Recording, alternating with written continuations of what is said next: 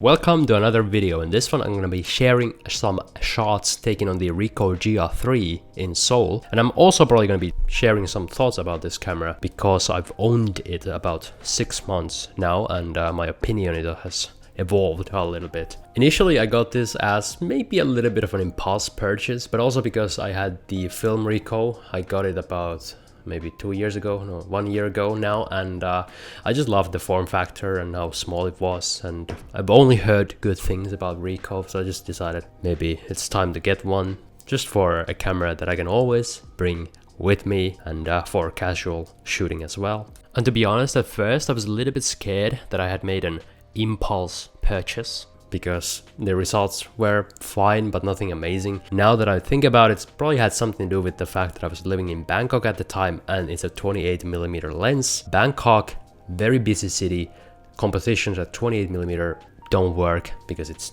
too busy. Now that I'm in a different city, I get more use out of it simply because it is not as cluttered. So composing with it is easier. Either way, I don't necessarily like the 28 too much. It always takes me a little bit to get used to it. Anyway, on this day, it was another gloomy rainy day in Seoul, my favorite type of a day. So no matter how tired I am, I'm just gonna go out and shoot anyways. If I don't, I'll get massive FOMO and can't think for the rest of the day. I think I'm just wasting the day, so you know, it has to be done. And on this day I also brought my film camera, my Pentax MX. I shot some Kodak Vision 3. That probably is going to be another video because the way YouTube titles work, I only had half a roll. So after I finished the half a roll, it was Ricoh time. Usually I don't even use this as a main camera. This is the first time this became my main camera for a while. And the first shots taken with it, not that good. It usually does take me a little while just to warm up and also get used to 28mm lens. So please do me a favor and keep watching until the end of this video because that's where the best photos are. Also, don't skip ahead. That is illegal and affects my watch time. Then I found this little escalator thing with a glass that was full of raindrops. I always love raindrops, and it's a way to layer your photos, take some very traditional type of street photos. Now the first thing going from shooting film to shooting digital, and especially this camera, is that my style of photography has kind of evolved since I started shooting more film. I think about every shot a lot more, but now going into a digital camera I can just spray and spam photos like nobody's business, which I'm really fully abusing here. It's very easy to catch a moment when you literally catch every single moment and then just pick them later. I don't know if it's the best way to do photography, but at this moment, when I couldn't necessarily predict exactly what people were doing, I decided it was the best strategy. But then none of the photos are particularly good anyways, so what do I know? A couple of these photos looking up at the sky, but with the raindrops, kind of nice and moody. Here's one shot of this lady's bags and legs through the bus stop. I don't know what it is about bus stops, I just like them. There's something mundane and beautiful about the depressing nature of taking a bus ride in the rain. I guess it reminds me of when I was growing up in Finland. Then after a little bit of a walk, I ended up in this something like a historical village, and I particularly like these couple of shots of the person with the yellow umbrella and these children's carousel things that are not in a carousel. I don't know what's going on here. Maybe somebody rides it around. I never really thought about it until I looked at it now. But also now, whenever I see a children's themed anything in Korea, it just reminds me of a certain Netflix show. And we have a Kodak signboard in front of a scene with a yellow umbrella. I mean, that is just a perfect setting for these kind of street photos. And I've edited it in a very moody way because that is the only thing that I know how to do, really. I can't take happy photos, at least not seriously. I don't know why. It just has to be moody. Then we're walking on the street. This is more of a business district of Seoul, not the usual narrow alleys. But I like these kind of business districts as well, just the mundane reality of a normal rainy day in autumn. Something about it I really enjoy. A couple of photos of umbrellas, nothing really special.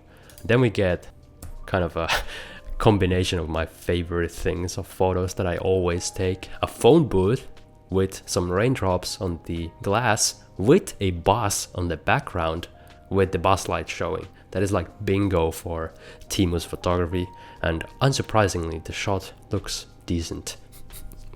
But I thought it was funny how stereotypical that is for my particular type of photography. Now we're moving towards the Gwangamun area. I don't know how to pronounce it. I don't really speak Korean. I'll start learning tomorrow, but please don't laugh at my pronunciations until that. I don't really start learning tomorrow. I'll start learning next year, maybe. But either way, this is on the way to the Gyeongbokgung Palace, and we get a bit of more of an open air environment. And it actually kind of works for these shots, because we have this bit of a foggy sky as well, which, especially as we get closer to the temple, creates opportunities for very minimal shots. But still a couple of photos on the way there. We have this shot with the reflections, very, original, of course, like all my work. Then unfortunately you have the scaffolding here blocking the cool statues and, just kind of ruining the environment in general. A couple of photos of umbrellas going down to the tunnels, and then a moment of this little kid spotting the man made out of stone. And if you zoom in closely, you can see that there's a raindrop on his nose. He probably has COVID. I think that's what the kid is pointing. Look at this man. He has COVID and he's now wearing a mask. What a fuckhead. I don't know what he's saying. I don't speak Korean. And also I don't listen to children. Then we got this, what I would call a highlight, which I didn't compose properly, but then when I zoom into it, we have a very dystopian message, at least for the time, which I did not notice when I was shooting the photo. Now we finally get to the palace, and even though it's a great scene, there's a bit too many people, which are always a really annoying situation, because when there's too many people, it always feels like you should be taking good photos, but none of them work out because compositions are too cluttered. And at this point I noticed my Ricoh only has 1 bar of battery, which 1 bar is still like 30%, but I start charging it with my power bank anyways, just to kind of anticipate it running out of juice. But then I noticed that I brought this very annoying cable that even if you move it a little bit, it just comes off, which was not helpful. I decided to shoot film a little bit. The only problem is I only have Portra 800 at this point, and Portra 800 is not a good film for a gloomy day, because you want to shoot something with a colder white balance. You don't want to be shooting Portra that is very warm, meant for basically sunny days. And initially when I got these photos back, I did not like them at all, but a couple of edits on Lightroom, particularly making the white balance just a bit colder, and all of a sudden these don't look too bad actually. In some ways, some people would consider cheating for editing film photos to that extent, but hey, sue me. After spraying a couple of hurried shots of Portra, I go back to shooting my Ricoh, and it takes a while to find compositions that work, despite this being a very photogenic area. But finally, after a little bit of a struggle, we start getting a couple of shots that are not terrible. Now I think it's a weekend at this time, I forgot which day it was, but previously when I've come to this area it hasn't been this crowded, especially in bad weather. Now of course bad is a relative term, but for most people this would be considered bad weather.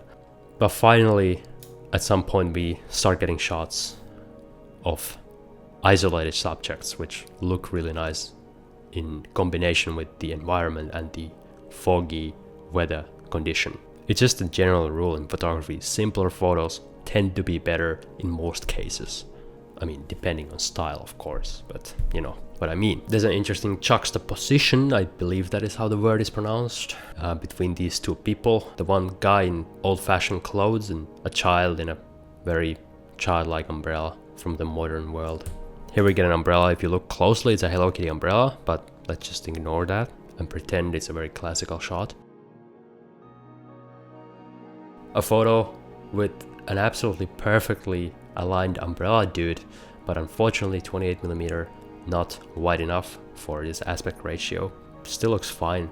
Now a lot of these shots I had difficulty deciding what kind of edit I wanted to do, because a very neutral edit with not changing almost anything already looks decent, but then you could do a black and white edit, and then you could also do a very moody edit, which I've chosen for a couple photos later here as well. These photos are probably my favorite out of the day. We just have a very nicely aligned subject with the with the setting, and I've chosen the moody edit at least for now. Maybe I'll change it later.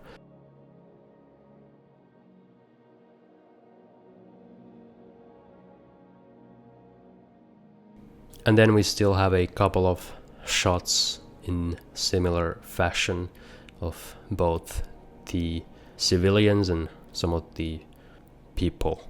I don't know what they are actually. So I think they're guards, so if you do something bad like littering, they'll probably take one of those spikes and stab you to death. At this point I'm quite exhausted and my Ricoh is almost out of battery because the cable keeps coming off, so I took a couple photos that all sucked and I headed to a cafe to recharge my batteries and myself with some caffeine. After about 40 minutes of staring at the wall and sipping my coffee, I decided to have some local food at a restaurant that was called something like Shaky Shaku. Not even kidding, that's what my credit card statement said. And I had some also very questionable water. I continued shooting, but all those photos sucked afterwards, so I don't think you need to see those. Anyway, some final thoughts on this camera. Not sponsored, by the way. Even if I was, I would be unfiltered because I just, I can't stand most review videos on this platform, to be honest, because they're always full of shit. Anyways, what I like about this camera, it's always with me. Very easy to take with me. The quality of photos, quite excellent. Really good stabilization, even for long shutter speeds, and very, very discreet. Nobody notices it. What I don't like, battery life, not the best. Focusing, sometimes a bit of an issue. Low light, in terms of the sensor, not the best. And it's 28mm. I bought this before the 40mm one was announced. Maybe I would like the 40, but then again, sometimes 28 is nice when you're talking about a B camera to something like a 50. So often I bring this when I'm shooting film with a 50 or when I just want a faster way to go for a wider lens. So all in all, 10 out of 10 would buy again. That's all for today. Hope you enjoyed it. More to come.